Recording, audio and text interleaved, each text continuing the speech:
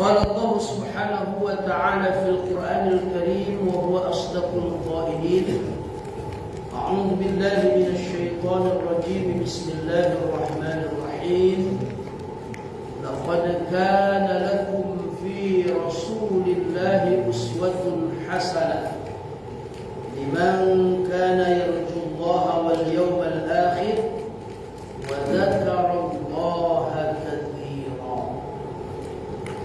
وقال أيضا في آية أخرى أعوذ بالله من الشيطان الرجيم قل إن كنتم تحبون الله فاتبعوني يحببكم الله ويغفر لكم ذنوبكم والله غفور رحيم.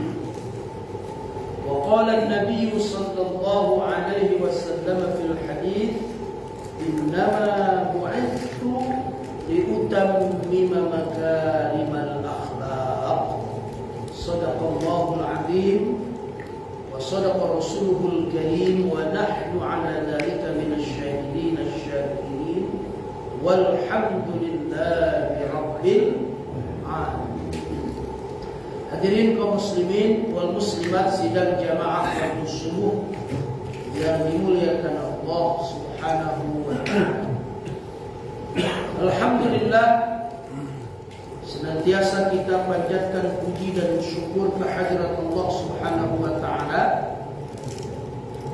Allah masih memberikan nikmat rahmat kepada kita, terutama sekali nikmat kesehatan, nikmat kesempatan, sehingga pada subuh ini, subuh yang penuh dengan berkah ini.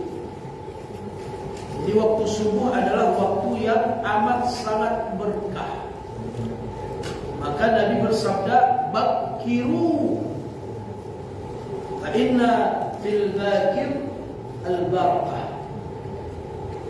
Berpagi-pagilah kalian, kata Rasulullah, karena sesungguhnya pada waktu pagi itu adalah melimpah-limpah keberkahan dari Allah.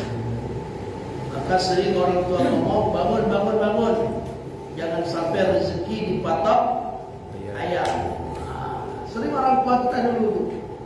Ini bahasa-bahasa simbolis, padahal ini bahasa hadis. Jangan sampai kita keduluan bangun daripada ayam. Ayam pagi-pagi sudah dapat berkah dari Allah. Masa kita manusia nggak dapat? Berpagi-pagilah kata Rasulullah, karena sesungguhnya di waktu pagi Allah sudah melimpahkan keberkahan. Siapa yang bangun di waktu pagi, maknanya waktu subuh, maka insya Allah berlimpahlah keberkahan dari Allah Subhanahu wa ta'ala. Maka kita bersyukur kepada Allah, kita masih dipilih oleh Allah sampai dengan hari ini, masih bisa kita terjaga dari tidur kita, dan kita awali aktivitas kita hari ini dengan kita menghambakan diri kepada Allah.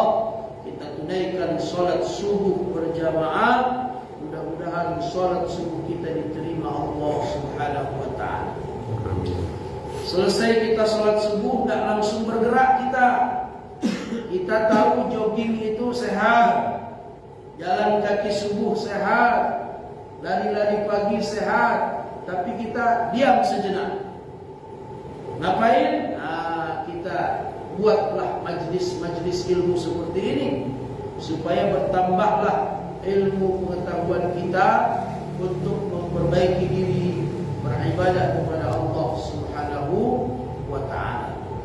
Mudah-mudahan diamnya kita di rumah Allah, mendengarkan tausiah-tausiah ini, semuanya dicatat oleh Allah sebagai perbendaharaan amal soleh kita di sisi Allah Subhanahu wa ta'ala.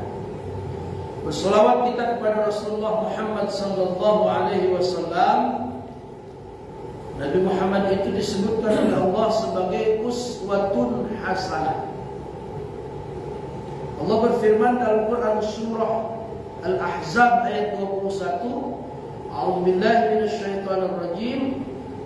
Laqad kana lakum fi Rasulillahi uswatun hasanah.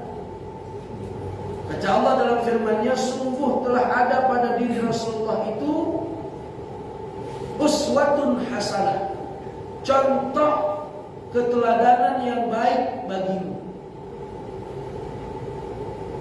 Maka setiap kita bicara tentang Islam, tentang agama Islam, tidak terlepas pembicaraan kita dari membicarakan sosok yang menjadi uswatun hasanah dalam kehidupan Islam, yaitu Nabi besar Muhammad sallallahu alaihi wasallam. Maka ketika kita katakan Islam adalah agama rahmatan lil alamin, maka sesungguhnya kita akan membicarakan bagaimana kehidupan Rasulullah, kehidupan Nabi kita Muhammad yang rahmatan lil alamin.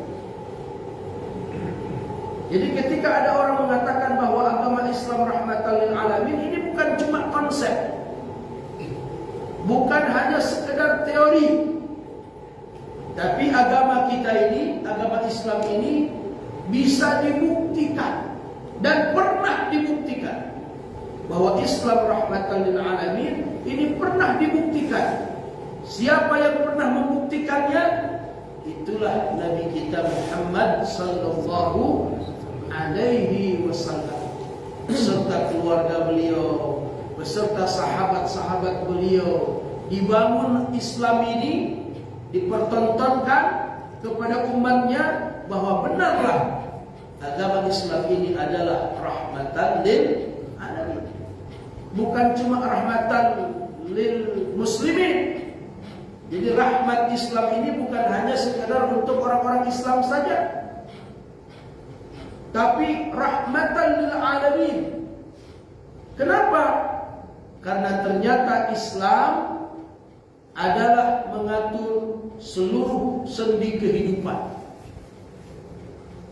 Jadi Islam ini mengatur segala kehidupan kita, baik urusan yang kecil sampai kepada urusan yang besar, diatur semuanya oleh Islam. Masya Allah. Tidak ada agama lain yang mengatur bagaimana cara masuk WC.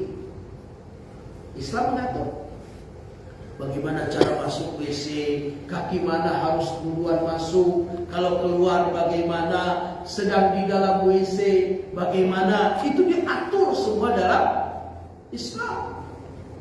Hal kecil, bagaimana cara makan, bagaimana cara minum, sudah kita pelajari semua. Bagaimana akhlak Rasulullah ini. Jadi bukan cuma teori. Persoalan kecil-kecil, bagaimana cara kita tidur, bagaimana kalau bangun tidur, bagaimana kalau ketemu dengan sesama saudara. Itu urusan-urusan kecil hari-hari. Sampai kepada urusan besar, apa? Politik, ekonomi, bisnis, diatur dalam Islam. Jadi siapa bilang, ada kadang-kadang orang bilang, udahlah, orang Islam ini gak usah cerita-cerita politik lah. Nah, ini pikiran-pikiran ini dulu dikembangkan oleh penjajah, orang-orang Belanda. Orang-orang Belanda dulu didatangi kiai-kiai itu, maka kata Belanda, udahlah Pak Kiai urus masjid saja, gak usah urus-urus politik. Nah, politik biarlah urusan-urusan orang lain. Nah, sekarang umat Islam harus melek politik, harus ngerti politik, karena ternyata politik ini adalah media untuk bagaimana kita mengatur dan mengurus kehidupan ini. Karena semua sekarang melalui politik. Maka Islam mengajarkan kepada kita bagaimana cara berpolitik. Ini urusan besar. Bagaimana Islam ini menjadi konsep yang baik bagi para pemimpin-pemimpin, supaya lahir nanti pemimpin-pemimpin yang adil, pemimpin-pemimpin yang sayang kepada rakyatnya, pemimpin-pemimpin yang berpikir untuk kemakmuran rakyat, bukan pemimpin-pemimpin untuk memperkaya diri sendiri saja. Begitulah ajaran Islam ini sangat komprehensif, sangat universal, sangat menyeluruh. Dari persoalan-persoalan yang kecil diajarkan oleh Islam sampai kepada persoalan-persoalan yang besar. Islam juga mengajarkan bagaimana cara kita ada ajaran dalam Islam itu bab tentang faraid misalnya. Diatur dalam Islam bagaimana warisan itu dibagikan. Kenapa sampai sejauh itu Islam mengatur ketentuan-ketentuan pengaturan warisan-warisan itu supaya jangan ada konflik di antara saudara. Kalau tidak diatur, berapa banyak hari ini sesama saudara kandung ribut, berkelahi, bahkan bunuh-membunuh gara-gara berebut harta warisan. Tapi Islam hadir mengatur itu semua, ada sangat jelas diajarkan dalam Al-Quran bagaimana pembagian harta warisan sehingga tidak ada ribut, dibagi dengan adil sesuai dengan ketentuan Allah Subhanahu wa Ta'ala. Inilah Bapak Ibu yang dirahmati Allah, bersyukur kita kepada Allah dijadikan kita menjadi umat Rasulullah sallallahu alaihi wasallam. Bapak Ibu yang dimuliakan Allah Subhanahu wa Ta'ala, lalu tidak boleh tidak kita ini harus belajar mengikuti cara-cara hidup Rasulullah sallallahu alaihi wasallam. Tidak boleh tidak, harus. Kenapa?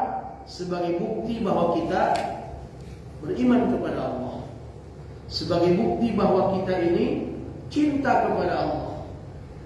Untuk membuktikan bahwa kita cinta kepada Allah, maka salah satu caranya kita harus ikuti bagaimana Rasulullah Muhammad SAW. Inilah yang difirmankan oleh Allah Subhanahu wa Ta'ala dalam Quran surah Ali Imran ayat 31. A'udzubillahi minasyaitonir rajim. Qul in kuntum tuhibbunallaha fattabi'uni yuhibbukumullah wa yaghfir lakum dzunubakum wallahu ghafurur rahim. Allah berfirman, qul, katakan wahai Muhammad, in kuntum tuhibbunallah, katakan wahai Muhammad kepada umatmu, jika kalian semua cinta kepada Allah.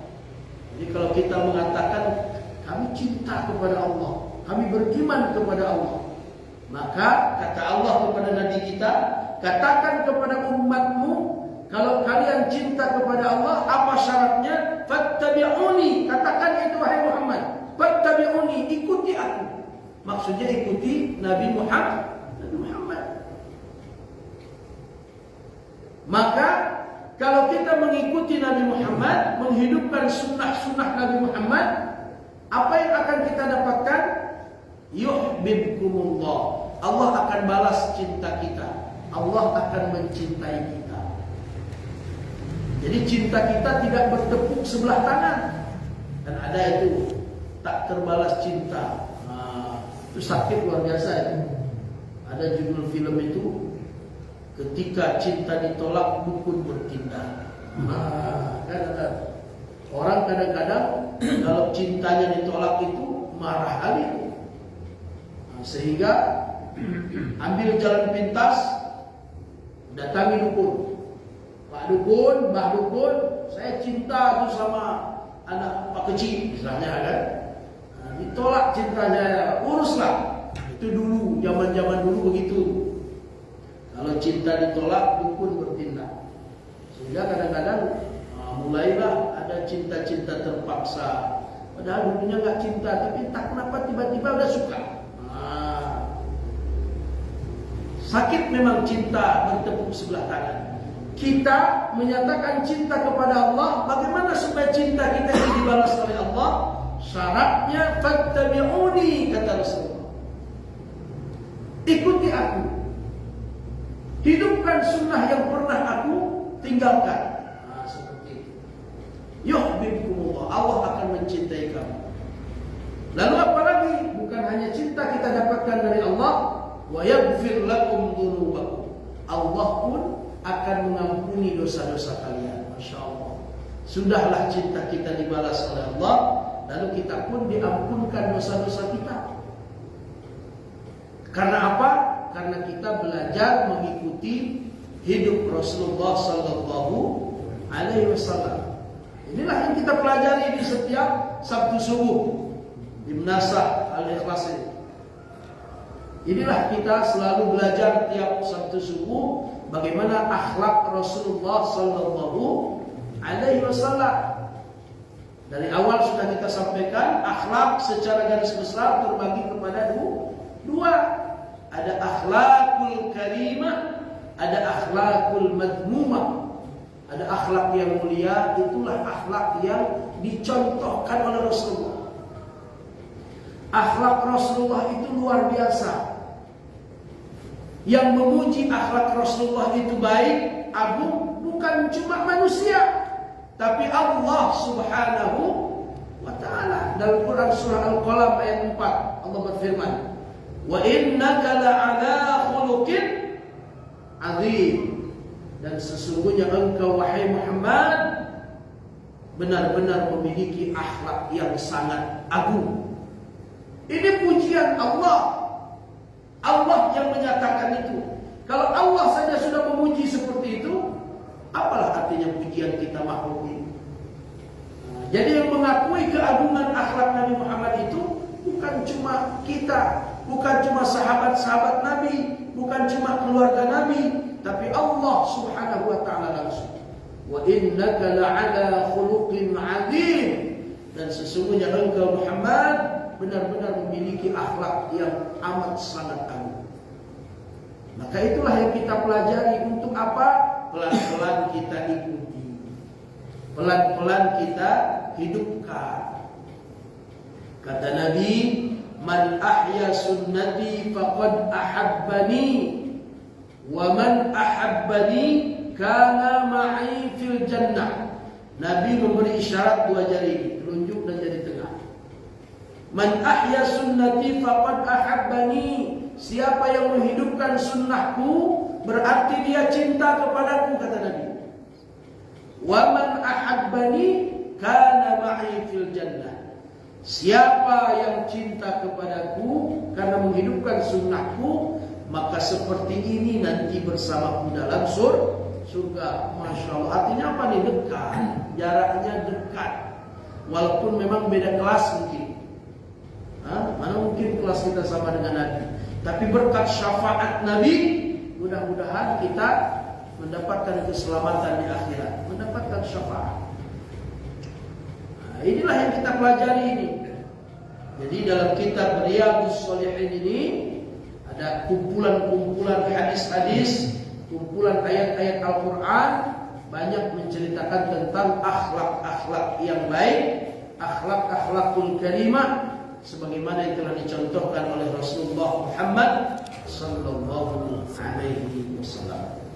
Baik, subuh ini kita akan memasuki bab berikutnya, bagian daripada akhlak yang baik, akhlakul karimah, yaitu bab tentang memberi maaf dan berpaling dari orang bodoh. Memberi maaf. Sabtu yang lalu juga sudah disampaikan sedikit bahwa salah satu yang sangat dicintai oleh Allah adalah suka memberi maaf kepada orang yang bersalah dengan kita. Bahkan ada sahabat Rasulullah yang dijamin masuk surga karena dia selalu memaafkan orang lain yang bersalah kepada dia tanpa sepengetahuan yang bersalah itu. Setiap malam sebelum tidur dia kepada Allah, "Ya Allah, saya maafkan orang-orang yang telah berbuat salah kepada saya." Masya Allah. Kita kadang-kadang kawan sendiri bersalah sama kita, dendamnya puluhan tahun. Saudara kita gara-gara sedikit cekcok sama kita, gak mau ngomong-ngomong sampai terus-menerus sampai mati. Ini kita harus belajar bagaimana menjadi pemaaf. Karena ternyata pemaaf adalah termasuk bagian daripada akhlakul karimah. Dan ini sudah dicontohkan oleh Rasulullah SAW. Baik, kita lihat beberapa dalil baik dari Al-Quran maupun hadis-hadis Rasulullah Sallallahu Alaihi Wasallam. Yang pertama dalam Quran surah Al-A'raf ayat 199, Allah Subhanahu Wa Taala berfirman, A'udzu billahi minasyaitonir rajim, khudhil afwa wa'mur bil 'urfi wa a'rid 'anil jahilin. Allah Subhanahu Wa Taala berfirman, jadilah kamu pemaaf dan suruhlah orang lain untuk mengerjakan kebaikan serta berpalinglah dari orang-orang yang bodoh. Ini anjuran dari Allah Subhanahu wa taala dalam Quran surah Al-A'raf ayat 199. Dalam Quran surah Al-Hijr ayat 85 Allah juga berfirman, "Fasfahis safhal jamil." Allah berfirman, maka maafkanlah apabila ada orang lain bersalah kepada kita dengan cara yang baik. Memaafkan orang lain dengan cara yang baik. Ada juga orang memaafkan orang lain dengan cara tidak baik, terpaksa dia. Karena sudah dipanggil oleh Pak Peci, dipanggil oleh Pak Imam, sebenarnya masih gede kali apanya hatinya. Tapi karena udah dipanggil sama orang tua, nggak enak juga. Udahlah, memaafkan juga. Tapi nggak baik. Bagaimana kata Allah Subhanahu Wa Taala? Maka maafkanlah dengan cara yang baik. Benar-benar ikhlas kita memaafkan. Tidak ada intervensi, tidak ada pemaksaan dari siapapun.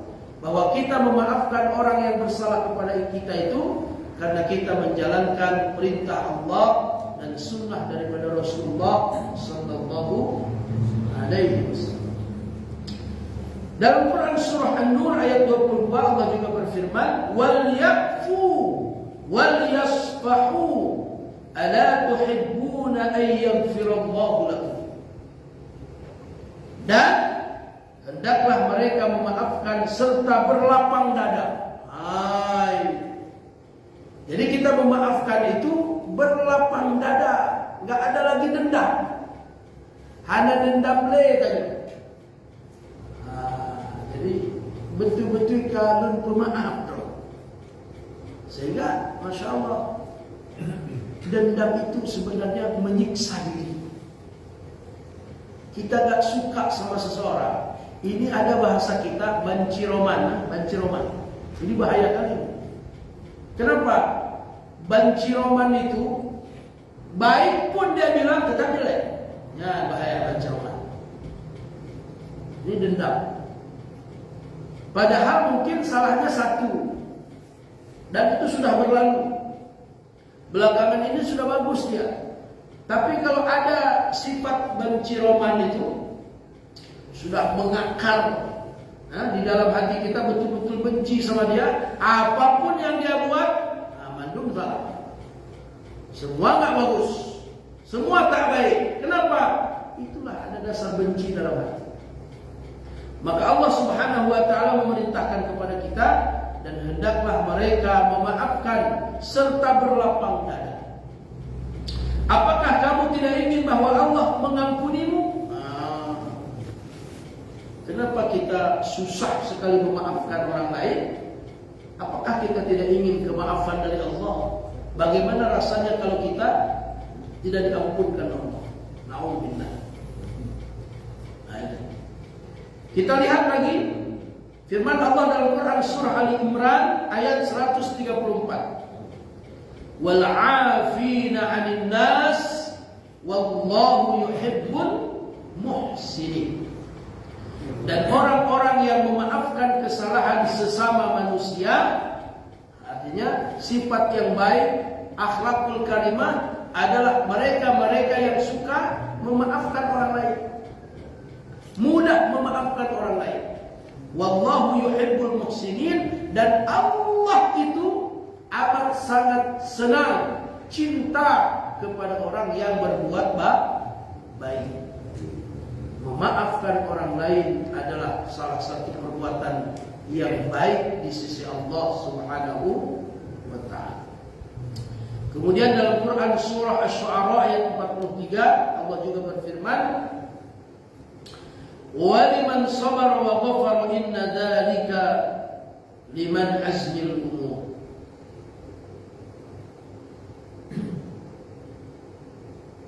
Dan sungguh bagi orang yang sabar dan suka memaafkan, sesungguhnya perbuatan yang demikian itu termasuk hal-hal yang diutamakan. Bagi orang-orang yang sabar dan suka memaafkan, sesungguhnya perbuatan yang demikian itu termasuk hal yang diutamakan. Masya Allah. Sifat sabar, sifat suka memaafkan, ini adalah hal yang utama di dalam berkehidupan masyarakat muslim.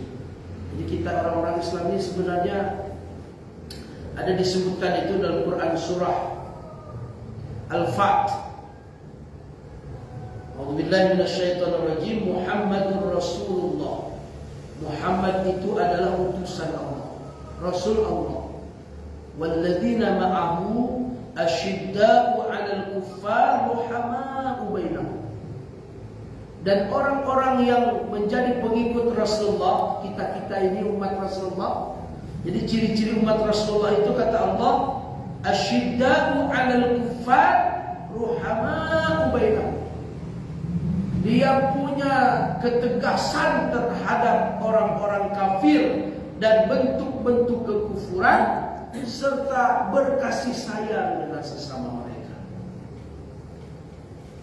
Masya Allah. Macam mana kita hadirkan di dalam hidup kita ini berkasih sayang, lemah lembut dengan sesama kita, jangan kasar. Ini kadang-kadang terbalik kita. Jangan si aseng, lagatan sopan kali. Tapi dengan sesama kita sendiri kadang-kadang marah-marahan, ngomong keras-keras, gak ada sopan santun. Padahal konsepnya dari Al-Quran mengajarkan kepada kita asyidda 'alal kuffar, tegas kepada orang kafir dan bentuk kekufuran. Apa makna tegas itu? Apakah kasar? Tidak juga. Orang Islam harus menunjukkan kepada orang kafir pun bahwa kita ini orang baik. Tapi tegas yang dimaksud kalau sudah bicara tentang akidah, kalau sudah bicara tentang ibadah, ini harus punya ketegasan. Gak ada toleransi. Jadi dalam hal apa toleransi itu? Saling menghormati, saling menjaga. Jelas dalilnya surah Al-Kafirun ayat 1 sampai 6. Qul ya ayyuhal kafirun, katakan wahai Muhammad, hai orang-orang kafir, la a'budu ma ta'budun, aku tidak menyembah apa yang kamu sembah. Wala antum 'abiduna ma a'bud, kamu pun jangan menyembah apa yang aku sembah. Ini toleransi. Ini banyak orang salah mengartikan toleransi belakangan ini. Oh, ayolah kita toleransi. Kalau hari Minggu ke tempat kami lah. Kalau hari Jumat kami ke tempat kalian. Oh no, tidak boleh. Jelas dalilnya. Toleransi beragama dalam Islam, dalam urusan sosial kemasyarakatan, ayo sama-sama. Bangun jembatan, boleh. Ayo rame-rame. Ada orang Islam, ada orang Hindu, ada orang Kristen. Silakan bangun jembatan. Kebutuhan sama-sama ini, bukan cuma kebutuhan orang Islam. Semua orang lewat sini, bangun jembatan rame-rame. Misalnya kayak dulu. Nah, dulu kan begitu. Kalau putus jembatan, rame-rame pasang dari batang apa namanya? Batang kelapa. Kalau sekarang kan memang sedikit-sedikit pemerintah yang buatnya keciptanya, ohnya urusan PU-nya. Nah, dulu nggak begitu dulu. Begitu sedikit saja apa? Oh, gotong royong. Gotong royong, masalah sosial kemasyarakatan, ayo boleh kita. Tapi begitu menyangkut keyakinan, akidah, ibadah, ini harus ada ketegasan. Wala ana 'abidum ma 'abadtum, dan aku tidak akan pernah menyembah apa yang kamu sembah. Wala antum abiduna ma a'bud, kamu pun jangan pernah menyembah apa yang aku sembah. Lakum dinukum waliyadin. Untukmu agamamu, untukku agamaku. Jelas, ini toleransi. Saya insya Allah ini bulan 11 tanggal 12 berangkat ke Sulawesi Kendari, ikut musabaqah dakwah Al-Quran. Salah satu judul yang diberikan dari pusat adalah toleransi umat beragama dalam masyarakat multikultural. Makanya saya harus kuasai ini. Bagaimana sesungguhnya toleransi beragama menurut perspektif ajaran Islam. Kita berpegangan kepada Al-Quran dan hadis. Nabi sudah contohkan dulu. Bagaimana Nabi itu kepada Yahudi ketika Nabi sedang duduk-duduk, lalu tiba-tiba ada rombongan orang bawa jenazah. Ternyata jenazah ini jenazahnya orang Yahudi. Apa yang dilakukan oleh Nabi? Nabi berdiri menghormati jenazah lewat. Masya Allah. Padahal yang meninggal itu orang Yahudi. Begitu penghormatan Nabi. Ada sahabat bertanya, ya Rasulullah, kenapa engkau beri penghormatan? Karena yang meninggal itu orang Yahudi. Apa kata Rasulullah? Dia juga manusia ciptaan Allah. Begitu akhlak Rasulullah. Apalagi kepada kita, umat Islam. Makanya salah satu kriteria umat Rasulullah itu adalah asyidda'u 'alal kuffar ruhama'u bainahum. Bagaimana tegas kepada orang-orang kafir dan bentuk-bentuk kekufuran. Apa bentuk-bentuk kekufuran itu? Perbuatan-perbuatan maksiat. Kita harus tegas. Kompak kita. Pak kecil, Pak Imam, Tuhan Pegampung, anak muda, ibu-ibu harus kompak. Baki Bancara, Pak Gampung Tanjung steril dari maksiat. Kalau ada indikasi-indikasi, ada kita dapat kabar itu di sudut sana ada anak-anak muda sering kumpul. Ngapain? Rupanya judi online, gerebek rame-rame. Ini punya kewenangan. Setiap kampung ada muhtasib kampung. Saya tahu persis itu karena memang saya juga di Dai Kota Banda Aceh, di bawah Dinas Syariah Islam Kota Banda Aceh. Setiap kampung ada muhtasib kampung. Muhtasib kampung ini perpanjangan tangan pemerintah, perpanjangan tangan Satpol PP dan WH. Untuk apa? Sebagai informan. Dia nggak mungkin bertindak sendiri, tapi dia sebagai informan, melihat, mensterilkan. Ini di kampung kita ini hidup nggak agama? Hidup, alhamdulillah. Di kampung kita ini ada nggak perbuatan-perbuatan maksiat? Kalau ada, lapor sama Pak Kecil. Pak Kecil, kalau Mbak Sagonya, anak muda sering tak kumpul-kumpulin. Lapor, Bu Paji main batik. Nah, kadang-kadang waktu sembahyang main batik, Cik. Jangan digerebek sendiri, kalah nanti. Kolektif. Nah, makanya dakwah ini harus bersama-sama, nggak boleh sendirian. Allah berfirman, "Wal takum minkum ummatun yad'una ilal khair." Dan jadilah kamu sekelompok orang yang menyeru kepada kebaikan, menyuruh berbuat ma'ruf, mencegah kemungkaran. Dalam hal mencegah kemungkaran ini tidak boleh sendiri-sendiri kita kalah.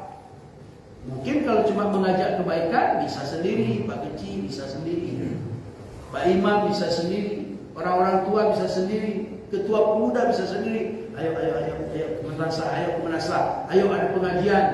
Itu bisa kita. Tapi kalau mencegah kemungkaran, tunggu dulu, jangan sendiri. Babak belur kita nanti. Jangan-jangan ini anak-anak muda ini mabuk. Tapi mudah-mudahan di kampung kita tidak ada. Dan ini contoh. Kalau ada indikasi-indikasi kekufuran, bentuk-bentuk maksiat ada, maka harus tegas. Saya senang ada di salah satu desa itu, ketika ketahuan ada anak-anak mudanya yang jarang ke menasah, jarang ke masjid. Maka sekali datang ke kantor membuat surat, ngapain? Surat berjim. Surat apa?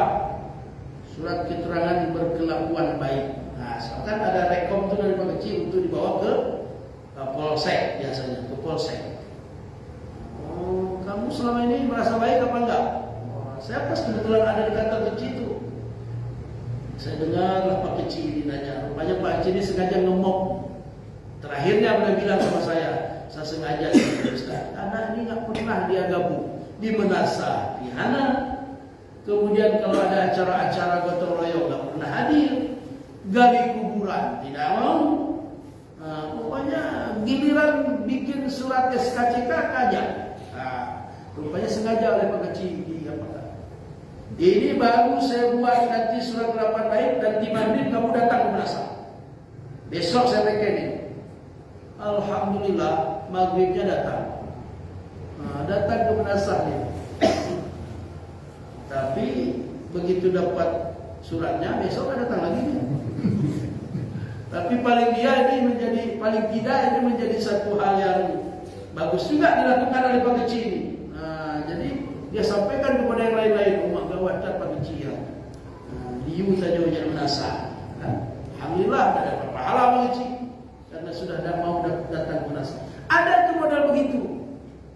Ada modal begitu. Ada anak-anak muda kita malas ke menasah. Malas bergabung dengan orang-orang tua dengan pengajian. Tapi di kegiatan lain pun yang melibatkan anak muda juga nggak pernah gabung. Ini bahaya. Maka persoalan-persoalan seperti itu ini harus tegas kita beri sanksi.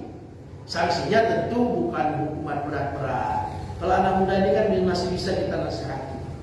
Nah, ini maksudnya. Bagaimana kita tegas kepada bentuk-bentuk kekufuran yang bersifat arah kepada kemaksiatan, tapi dengan sesama ini berkasih sayang. Baik, Bapak Ibu yang dimuliakan Allah, kita bacakan beberapa hadis saja mungkin. 2 hadis saja yang pendek-pendek. Sebenarnya ada beberapa hadis, tapi kita pilih yang menunjang daripada firman Allah SWT. Yang pendek saja. Wa anha qalat, maksudnya dari Aisyah. An Aisyah radhiyallahu anha qalat, ma daraba Rasulullah sallallahu alaihi wasallam syai'an qattun bi yadihi wala imra'atan wala khadiman illa an yujahida fi sabilillah wa ma nila minhu syai'un qattu fayantaqima min sahibihi illa an yuntahaka syai'un min maharimillahi ta'ala fayantaqima lillahi ta'ala. Rawahu Muslim. Hadis ini sahih diriwayatkan oleh Imam Muslim. Dari Aisyah radhiyallahu anha berkata, Rasulullah sallallahu alaihi wasallam itu tidak pernah memukul sesuatu dengan tangannya, serta tidak pernah memukul istrinya dan pelayannya. Masya Allah, begitu lembutnya Rasulullah. Beliau itu tidak pernah memukul dengan tangannya siapapun, istrinya, khadamnya, pembantu-pembantu Rasulullah, atau siapapun, kecuali kata Aisyah, bila beliau berjihad pada jalan Allah, kecuali ketika berjihad di jalan Allah. Dan itu pun kadang-kadang karena menangkis. Diserang duluan, ditangkis, lalu dikasihlah. Lu jual, gua beli. Kan begitu anak-anak orang. Karena sudah dijual, ya dibeli. Rasulullah itu tidak pernah mencari musuh. Tapi kalau sudah ketemu musuh, Rasulullah tak lari. Dan begitulah seharusnya umat Islam ini. Musuh tidak dicari, tapi kalau ketemu jangan lari. Kita bukan mental pengecut, tapi juga kita tidak mencari-cari kesalahan orang, tidak mencari musuh. Tapi ketika ada orang memusuhi kita siap, tidak akan pernah lari. Kapan? Seperti itu. Begitulah dikisahkan oleh Aisyah, tidak ada pernah orang dipukul dengan tangan Rasulullah. Istri-istri beliau, anak-anak beliau, khadam-khadam beliau, tidak ada. Kecuali ketika beliau berjihad pada jalan Allah. Dan beliau sama sekali tidak pernah membalas kepada orang yang menyinggung atau mengganggunya, kecuali bila sesuatu yang telah diharamkan oleh Allah Ta'ala dilanggar, maka beliau menghukum karena Allah. Yang pertanyaan kemarin itu, Nabi itu kalau tersinggung atas nama pribadinya nggak dibalas. Yang pertanyaan satu yang lalu.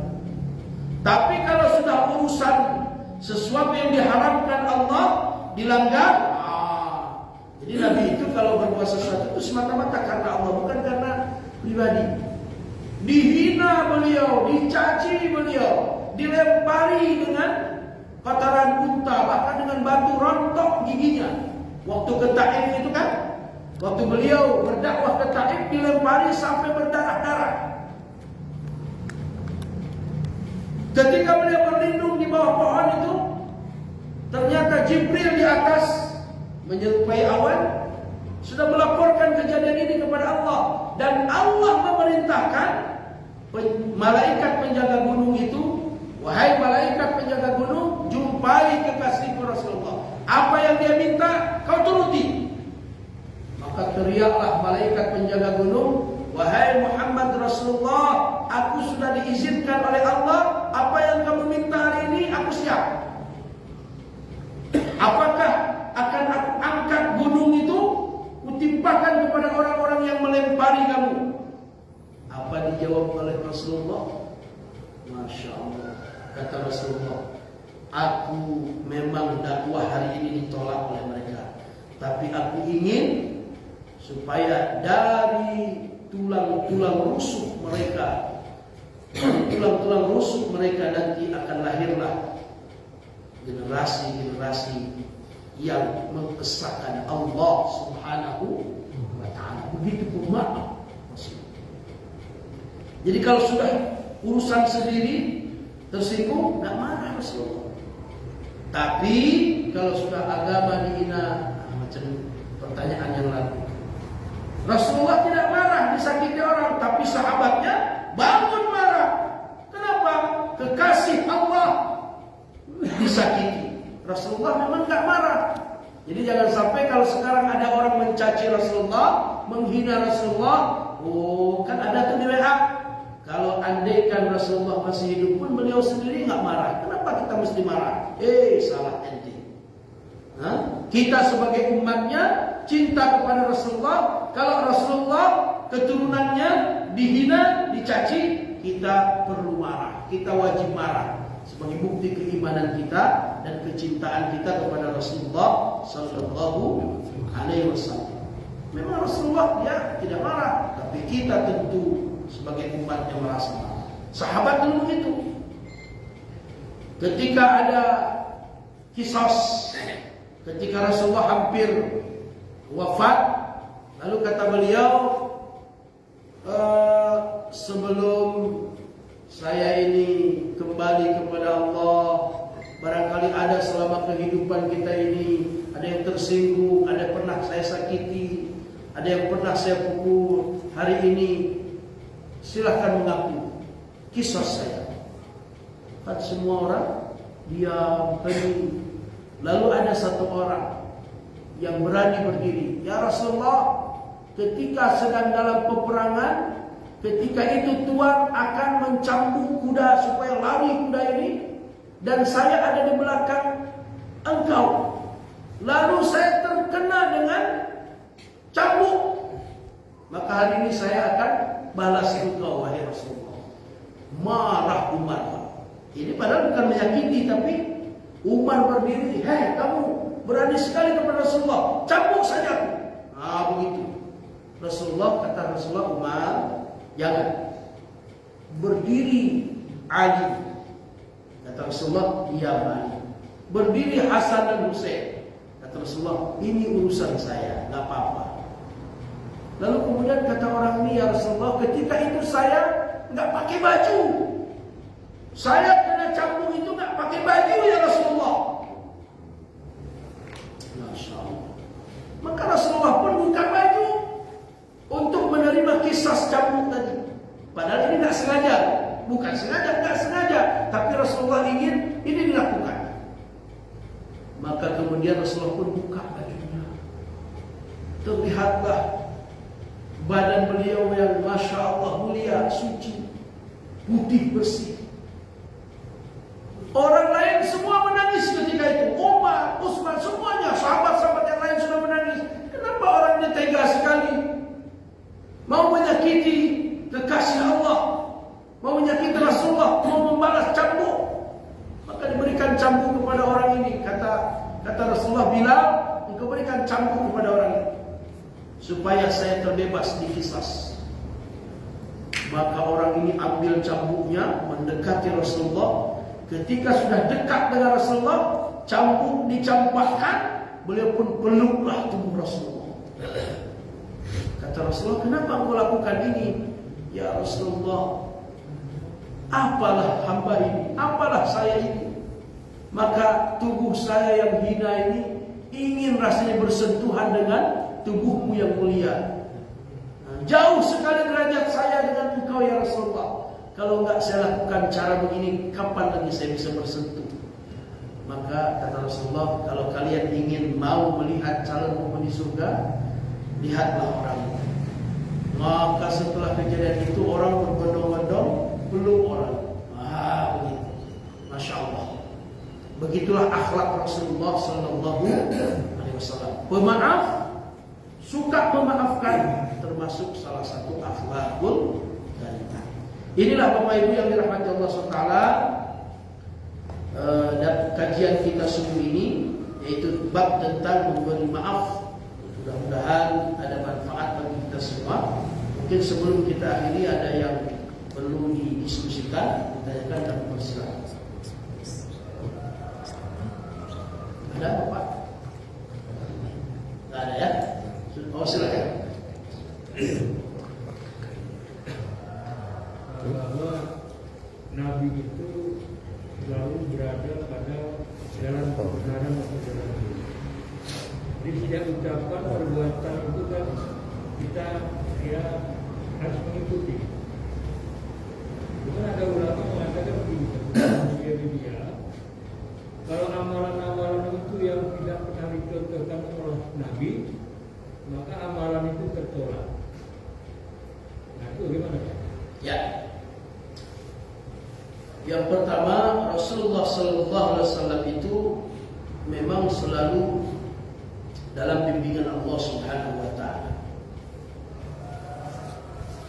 Bahkan ucapan-ucapan beliau itu dalam Al-Quran disebutkan, wa ma yuntiqu anil hawa in huwa illa wahyu yuha. Setiap yang beliau katakan, yang beliau kerjakan itu semua ada inspirasi dari wahyu yang datang dari Allah SWT. Maka beliau dalam kebenaran. Dan dalam beberapa peristiwa, bahkan ketika beliau masih kecil, diasuh oleh Halimatus Sa'diyah, pernah datang kepada beliau malaikat, lalu dibelah dadanya, dibersihkan hatinya. Ada beberapa kali peristiwa itu. Termasuklah ketika beliau akan berangkat Isra dan Mi'raj. Sehingga memang beliau itu terjaga daripada nafsu-nafsu yang mengarah kepada keburukan. Kemudian tentang amalan-amalan yang dilakukan oleh Rasulullah ini menjadi satu sunnah bagi kita. Apakah sunnah itu hanya yang dilakukan oleh Rasulullah untuk kita ikuti? Kan begitu. Apakah tidak boleh ada amalan lain selain amalan yang dicontohkan oleh Rasulullah? Banyak sekali amalan-amalan yang dilakukan oleh sahabat tidak dilakukan oleh Rasulullah, tapi itu Rasulullah takrir, diam. Artinya apa? Diamnya Nabi juga merupakan sunnah. Makanya hadis disebut dengan hadis atau sunnah itu qaulan au fi'lan au taqriran. Ucapan, perbuatan, dan bahkan diamnya Nabi. Apa maksud diam ini? Ada sahabat melakukan sesuatu, Nabi diam. Itu juga bisa kita amalkan sebagai sunnah. Contohnya apa misalnya? Contohnya sholat sunnah wudu. Itu amalan siapa itu? Amalannya Bilal bin Rabah. Nabi tidak melakukan, tapi Bilal melakukan itu. Sehingga ketika Isra dan Mi'raj, Nabi mendengar kok ada terompah di dalam surga ketika Nabi diberi kesempatan melihat surga, melihat surga. Ketika di dalam surga terdengar suara terompahnya Bilal. Terkejut Nabi, kenal dengan suara terompah ini. Ini kok kayak langkah Bilal ini. Padahal Nabi di surga, Bilal di dunia. Sepulang dari Isra Mi'raj, Nabi bertanya, wahai Bilal, amalan apa yang kamu buat? Kenapa ya Rasulullah? Aku dibawa jalan-jalan oleh Allah, dipersaksikan kepadaku surga. Ketika di dalam surga terdengar langkah terompahmu itu. Maka Bilal sambil menunduk tersipu malu, saya tidak ada ya Rasulullah amalan-amalan hebat. Tapi saya suka membiasakan setiap selesai wudu, walaupun engkau tidak perintahkan, setiap selesai wudu, maka saya pun kerjakan sholat 2 rakaat. Itulah amalan tetap saya. Jadi amalan ini tidak diperintahkan oleh Nabi, tetapi ini boleh kita amalkan. Lalu Nabi juga bersabda, ikutilah aku dan ikutilah sunnah-sunnah khulafaur rasyidin. Khulafaur rasyidin itu siapa? Sahabat yang 4 itu, Abu Bakar As-Siddiq, Umar bin Khattab, Utsman bin Affan, Ali. Apa salah satu karya Umar misalnya? Makanya nggak boleh ribut-ribut masalah tarawih 8 atau 20. Karya Umar bin Khattab yang monumental diantaranya adalah melakukan tarawih berjamaah. Itu Umar bin Khattab idenya. Ketika masa Nabi hanya 3 malam saja. Lalu setelah itu Nabi nggak keluar lagi. Khawatir Nabi nanti menjadi wajib bagi umatku. Berat ini. Sedang sholat fardu saja berjamaah sangat berat bagi umatku. Banyak umatnya yang tidak sholat berjamaah. Konon lagi ditambah tarawih ini wajib. Nah begitulah cara Rasulullah sayang kepada kita umat. Tapi di masa Umar bin Khattab, ketika beliau melihat di masjid, di sini satu orang, di sana sholatnya ramai, tapi masing-masing sholat tarawih. Maka kata Umar waktu itu, apakah tidak bisa kita satukan? Nah, kita satukan, lalu kita berjamaah lah.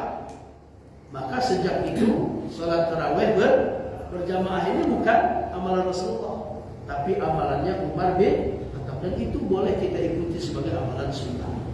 Nah, seperti itu. Kalau ada dasar hukumnya dari sahabat, walaupun tidak dari Nabi, boleh kita ikuti. Saya pikir ini Bapak Ibu yang dirahmati Allah, mudah-mudahan kita selalu dilindungi oleh Allah dan selalu mendapat taufik dan hidayah Allah, dan kita senantiasa mengamalkan dan menghidupkan sunnah-sunnah Rasulullah SAW, apalagi akhlak-akhlak mulia. Dengan akhlaklah kita akan berwibawa, dengan akhlaklah kita akan dihormati orang. Walaupun kita mungkin dari segi pendidikan rendah, tapi kalau akhlak kita mulia, akhlak kita tinggi, insya Allah kita akan dicintai oleh sesama dan dicintai oleh Allah Subhanahu wa Ta'ala. Kita tutup dengan doa kifaratul majlis. Subhanallah wa bihamdihi, subhanakallahumma wa bihamdika, asyhadu an la ilaha illa anta, astaghfiruka wa atubu ilaik. Assalamualaikum warahmatullahi wabarakatuh.